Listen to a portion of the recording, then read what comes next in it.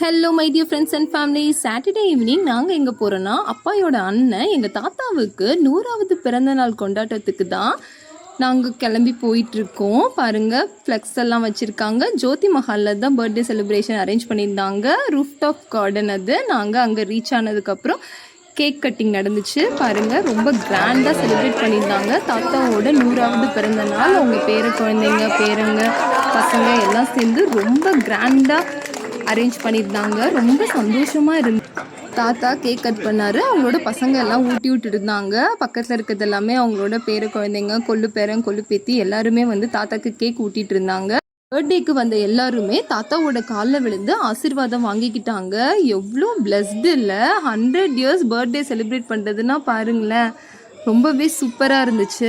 சின்ன குழந்தைங்கலேருந்து எல்லாமே தாத்தாவோட காலில் விழுந்து ஆசீர்வாதம் வாங்கிக்கிட்டாங்க. என்னோட ஃப்ரெண்ட்ஸும் நிறைய பேர் வந்து தாத்தாவோட ஆசீர்வாதம் கேட்டிருந்தீங்க. நான் உங்களோட விஷஸ் எல்லாம் கன்வே பண்ணிட்டேன். தாத்தாவோட ஆசீர்வாதம் நம்ம எல்லாருக்கும் எப்போவும் இருக்கும்.